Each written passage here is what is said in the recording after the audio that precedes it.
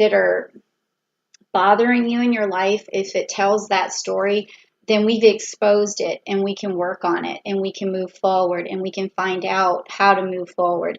Because just knowing that on a metaphysical plane, there's an understanding, and that understanding of your life can bring it to revelation, or the revealing of your story can bring it to the forefront, bring it to life, and then deconstruct it and give you constructive energy and a constructive way forward. So it's all good. It's all good is basically what I'm trying to say in a very long-winded, convoluted way. Okay, and so now this cosmic deck here with the astrology deck is also going to tell me how things are interconnected on a cosmic level for you and that side of your story. So, metaphysical, that is so crazy. These cards, these 3 cards, you can't see them yet, but they were the exact same ones for the Aquarians. So you guys have the same message for this month. And also, you have a different message cosmically, but the metaphysical message is the same.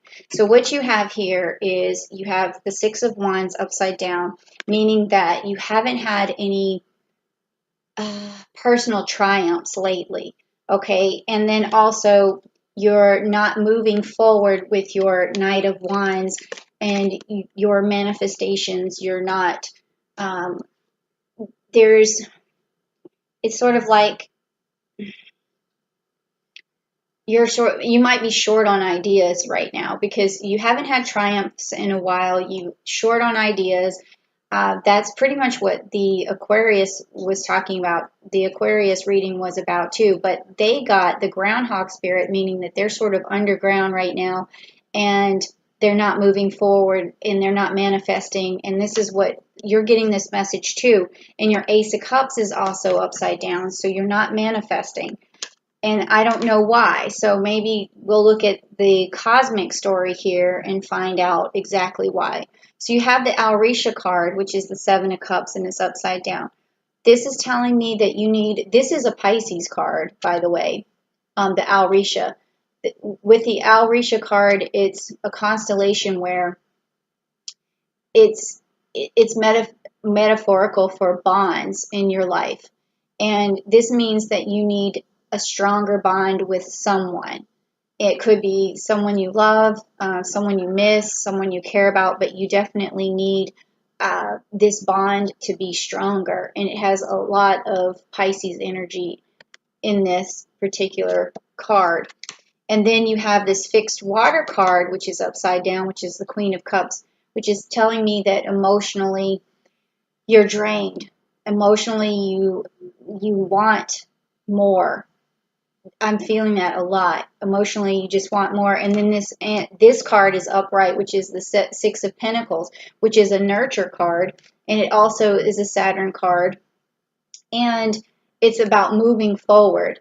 But you have a extraordinarily strong nurturing relationship, nature, I'm sorry. But you also need to move forward for some reason. So you need a stronger bond with someone or a new bond with someone. And you have a lot of nurturing and emotions to bring to the table. But right now you're stuck emotionally for some reason. And that's keeping you from manifesting. So we're going to need some clarification here on this reading. So I'm going to my energy cards. And I'm going to find out. I think I'm going to have to pull 2 because I need to find out what this energy is that you have, and then what kind of energy do you need to fix it. So let me get the first card. What kind of energy do you have right now? This. Well, that's interesting. Because it's saying that you're searching for victory, or that you have a victorious energy. So, but it has to be stunted here according to these cards. Like emotionally, you could be seeking this victory, and this card here is about victory, but it's upside down. So maybe you just need a win. That's kind of what your energy feels like. Like, I just need a win. I need something good to happen, just to make me feel better, even to have maybe a stronger bond with someone would make you feel better. So let me see, with that energy, this victory energy, how do you get that? Because that's what you're wanting. It's what you're hoping for. What is it going to take?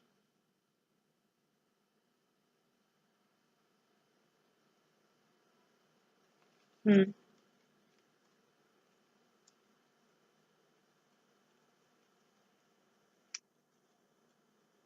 Felt energy back here. It's this one, because this is the second time I felt the same card. Okay, it says a man holding a heart. Okay, so this has, I feel like this is you need closeness in a bond to feel victorious, to be able to manifest again.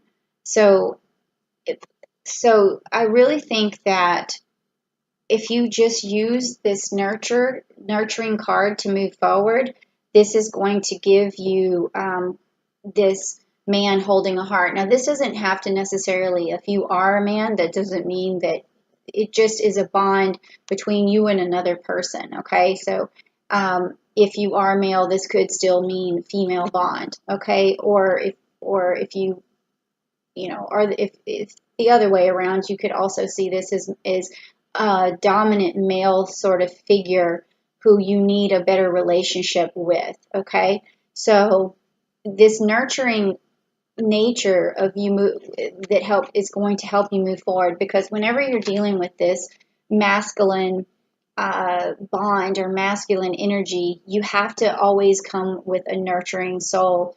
And because believe it or not, this masculine energy needs nurturing, because men who men always, or this masculine energy always needs nurturing, because that's the other side of the coin. That's the feminine nature, is to nurture. So these two cards go together in a way that you can also, when you nurture this person, then they feel stronger and they have a closer bond to you.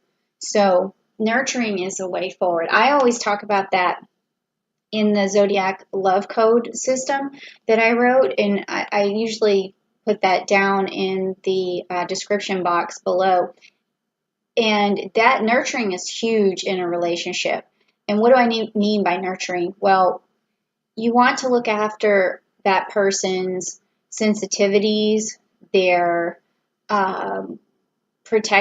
nurture their pride in a healthy way. You want to nurture their souls and their bodies. So, like, if you're talking about this masculine connection, in nurturing it, food is always a good way in terms of nurturing, but also back rubs, head rubs, hugs, also tone of voice is a very nurturing thing. If you have a nice voice, instead of one that's very matter of fact, or one that is just sort of more on the snappy or resentful or angry side, you want to get rid of that.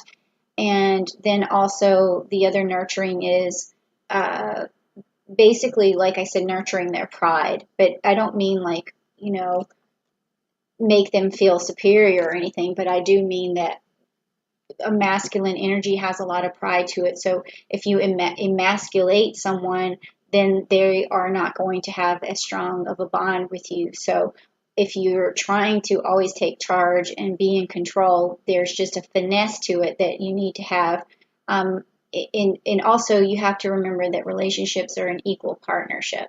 So a nurturing attitude can bring you to a balance and some sort of equality, okay?